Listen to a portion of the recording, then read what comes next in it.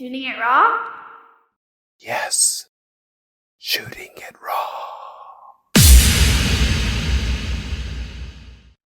This is beautiful. Totally gorgeous. You're doing a selfie, and behind you Yeah. is are three people holding it. Well, Yeah. two people are holding up their arms up, kind of waving hello. There's a man and another man and a woman wearing. Okay, everybody's wearing glasses. You're wearing these really perfect sunglasses. It looks like you're on a sailboat that's roughly 15, 20 feet ish. Pretty good, yeah. Thank you. It's a beautiful day. There are not too many clouds in the background. It's probably at around noon because the sun seems, pretty much high overhead. Okay. Yeah, I think you titled this Exploration. Okay. Oh, I give titles, good. So 15, 20 feet, did you say? I don't know. Yeah, maybe. Yeah. Just change that to meters and you've got it. It's about 16 meters. It's 49 feet. Holy shit. It's Okay. it's a Sun Odyssey Jeannot 49.1 from 2009. It's for sale, by the way. If we have any sailors, if we have any sailors looking for a boat. The guy in the center, Chris John. He's Swiss. Actually, I do know somebody who might want to buy a boat. Yeah, it's in Agios Nikolaos, Crete. That's hilarious. So yeah, put him in touch. I think he's asking 140,000 euros. I'm not that guy. Okay, so what's this photo, man? This is just from a couple of months ago from Crete to Haifa to Israel. Wow. So we sailed from Crete to Haifa, and then we stayed in Israel for a week, and then we sailed to Cyprus, and we meant to stay there for 3 days, but the wind pinned us down. Oh, wow. So we were there for a week, and then we had to go up north to Antalya and over to Kash to try to get around the storm, but we didn't succeed. I have to say, I've been to Antalya in Turkey, and I've been to Kash. Isn't that fun? Oh. Beautiful. I love that place. Well, we didn't actually land there. I mean, the Turkish immigration authorities do not know of our presence. They do now. Ah. So we just hung around in the bay to get shelter from the wind. Mm-hmm. And then we went along the coastline. So our intention was to get up and over the windstorm. But it just kept blowing. It was like 35 knot winds. I don't know this world at all, man. Like, what are you talking about? Let us in. So I was locked down in Israel for 6 months during the pandemic. That's when I wrote the book. Okay. Most of the book. We started it quite a few months earlier, but that was when the meat of the matter was executed. And so at one point, during the various phases of lockdown, you could leave your house. You couldn't leave your house at all. You could only go to groceries or the pharmacy. You could go out for exercise. They changed it all the time. Yeah. And so it turns out one of the things you could do, which was considered a sport, was sailing. Mm-hmm. And I was tired of running, and they wouldn't let you surf. And I don't like to bicycle. So they said sailing was a sport that you could leave your house for. So I signed up for sailing lessons. Okay. What? What? Yeah. Okay. Yeah. Okay. So I signed up for sailing lessons. The sailing club in Tel Aviv Marina. It's called Sea Time, and you can learn how to sail a little sailboat, like a under 10 meters. It's like 21 feet, 7-meter boat. It's 21. It's Beneteau first 21, and you can learn to sail it in like 5 or 6 lessons. Holy shit! And so I did that, and then shortly after I learned, they locked down. They locked down again, like a serious lockdown, and I said, okay, I don't want to do this. So I flew to Croatia. This is maybe 5 months before the Zanzibar trip and the Kilimanjaro ascent. So I went to Croatia, and I found that I could rent the exact same boat. So although I didn't have a lot of experience sailing, I felt more comfortable renting a boat because it was the same one. The mechanics of it were the same. Everything I knew about sailing at that point, I knew with that boat. So I put there was like a Facebook group that was called like Nomads in Split or Expats in Split or something, Split, Croatia. And so I put a posting and I said, hey, I just arrived. I don't have any friends, but I have a sailboat that I rented. Who wants to be my friend? And so, Nice. it's one of the challenges of the nomad life. It's like you're constantly starting over, and you don't know anybody, and you don't have anybody to hang out with, and it can be lonely. And so immediately 20 people raised their hand and said, yeah, I'd like to do that. So I said, whoever wants to go, I'm going to be at this bar tonight, come by. And so suddenly there was a party at this bar about Amazing. me. And so I talked to people, and I arranged little groups of 3 or 4 that I would take out every day for a couple of hours. And then the ones that I really kind of got on with, we sailed to Var, which is one of the outlying islands there, which is really wonderful, and to Brach, and I found my crew. Amazing. And I've been in touch with these people. Also, we were in Var, and it was me and my sailing gang, and this young American guy.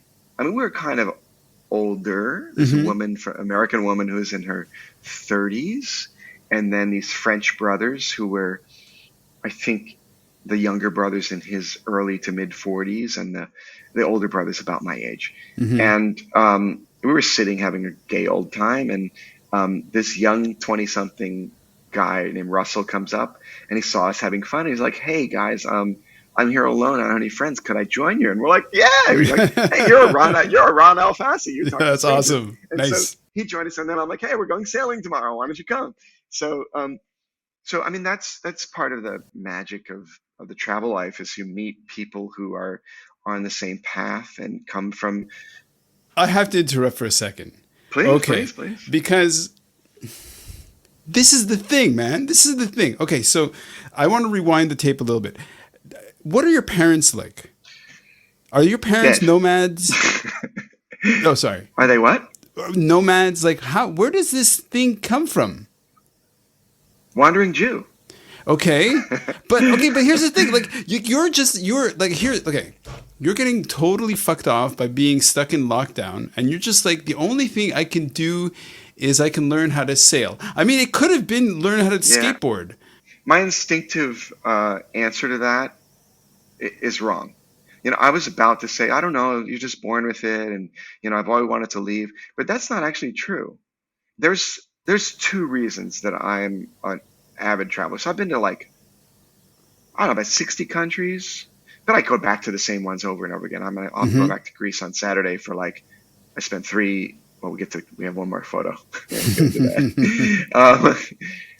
So I go back to the same ones. I've been to Thailand like 15 times, and Yep. Bali 3 or 4 times, as have you, I'm sure.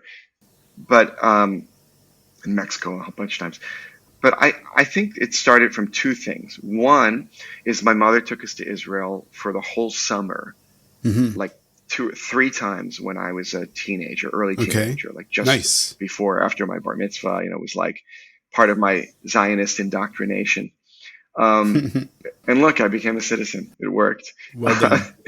The brainwashing was successful. Hmm. Um, so I think part of it was the opportunity at a fairly young age to not just travel somewhere, but to live somewhere, and to Right. start to learn a new language, and to realize that cultures are different and people are different.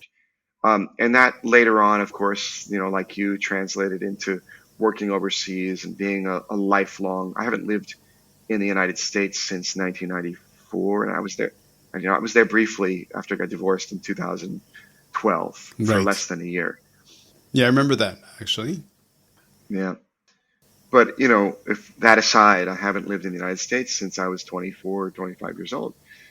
And so part of it, I think, is going abroad at a young age and having the experience that going abroad is not just a short-term vacation. Like, Hmm. a lot of Americans go to France, and it's like a comedian talked about it once.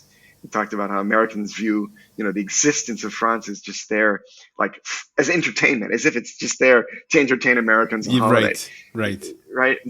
It's interesting because you have that desire for immersion, and then I like. Okay, so one of the books that makes a lot of sense to me as a sort of technical nonfiction book is this thing called Design in Nature. I had the author on the podcast, Oh, and he nice. basically says that everything flows let's just say paths of least resistance to Okay. where they want to go, right? So in your Okay. case, Yes. for whatever reason, you got called or you felt this draw to sailing because it was convenient and it was something you could do to get out of the house. And that little decision in the middle of the pandemic, like I thought you were a sailor. You know, I look at your photos, it's like you're sailing and there are boats and everything. You're just like, no, this is something you just started. Well, I mean, I'm getting there. To become a really experienced sailor, it takes Sure. years. Of You course, know, of course. the boat that's in this photo, I sailed on this boat the first time last summer or in June. Okay, You know, recent. I've been looking for opportunities to kind of up my sea miles and my experience. And it's hard. There's all these sailing forums where, you know, somebody will say, "Hey, I need crew to go from here to here. Who's in?" And there'll be, you know, a bunch of people that raise their hand and say yes. And then the one who actually gets the opportunity is rarely the one with the most experience or, you know, Mm-hmm. whatever. It's like there's a cute girl in the lot, you Sure, sure, of know. course. All these dirty old men are like, "Yeah, we'll take her." That's human nature. Yeah. That's how the world works, But man. but you know, largely speaking, the supply and demand balance is tipped in favor of the the boat owners or the Mm-hmm. captains. So I've been trying for a while, and then this guy posted in one of the forums and said we need somebody to go with us from the Azores Islands, Nice. which are Portuguese, but Yep. they're smack dab in the middle of the Atlantic. They're like halfway to Greenland. Amazing. Back like to Cape. It was supposed to be all the way to Gibraltar. Okay.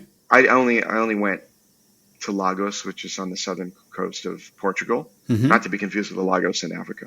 Right. It was a really rough journey. It was a week, but we Mm. hit 35, even 40 knot winds.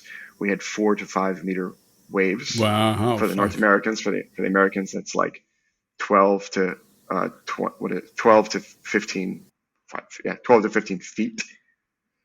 And it was rough. It was a really hard journey, and I was inexperienced. It was the first time I ever did a night watch. Mm-hmm. You know, we were all alone at the helm. Holy shit. You're wearing a life jacket and a harness, and you're tethered in because the boat is doing this, and the waves are crashing over, and it's foggy as hell, and you can't see anything. Oh wow. And the AIS alarm will go off a few times, warning you that there's a cargo ship or a, you know, usually on these voyages, you know, you're all alone. You don't see any other ships for hours and hours and hours, or days even. Mm-hmm. But sometimes you'll be kind of near a route, and there'll be a tanker or a military vessel or cargo, sometimes all at once. Mm-hmm. And the alarm goes off, and you go. We didn't have the AIS system, the warning system mounted on the deck. So you got to go down below and look at a tiny Fuck. little screen Yeah. that shows the heading and the size of the vessel and its speed. And you got to try to figure out, like, well, are we on a collision course? Right. You know, is this a Right. problem? And not only that, but what's the right course correction so that Right. I can get us out of danger? And my biggest fear as an inexperienced sailor is like that we're on an okay heading, Mm-hmm. that there's no real danger, but then I change things because I'm stupid, Yeah. you know, Yeah. and then I actually put us into danger. And when it's a clear day, even at night, it's not a problem. You have, even for really fast moving vessels, you have a really long amount of time to see what's going on. And, you know, there's lights on the ship which Sure. help you to understand the bearing. And, you know, if you have any experience at all, it's not so hard to avoid. Mm-hmm. But when it's super foggy and you can't see the lights and you don't have any experience and the boat is rolling with the waves like Yeah. crazy, it's freaking scary. No shit. So I was thrown in the deep end. I was really, I mean, it was the least experienced crew on board Wow. by far. But fortunately for me, the captain who's pictured in this photo, Christian, he's just a stellar human being. I have learned so much from him about sailing and about life. Amazing. This guy is Swiss, and he's really a genius level intelligence. He's a really, really smart guy. But Amazing. he's an alcoholic who doesn't Okay. drink anymore. You know, he's sober for I have to 10, 20 say that years. because you outed him as an alcoholic, we have to move on Yeah. to the next photo. Really? Yeah, we do. It's like Is that this all moves on so quickly. We only have wow? It's a so shame. much time. It's a shame because there's so many good stories about Christian Of and course. and this boat and this vessel, and like there's so much to learn from this guy in this photo. But all right, if you Aaron, want to you're deny, hilarious. if you want to deny your, I'm gonna talk Listener, really fast about the next photo so we can circle back. we can if you like. But if you want to deny your listeners from some of the best life lessons, it's fine. Fine. You're It's your turning it around. podcast. Yeah, you're turning it around like, yeah, it's my fucking show. No, it's fine. It's fine. It's fine. All right. So what's the let's go on.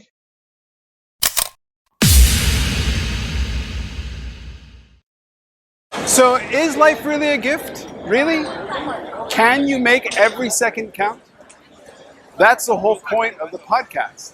So, if you like what you've seen and you're inspired, because that really is my mission, then please give it a like, subscribe, and share. Shooting it raw? Yes, shooting it raw.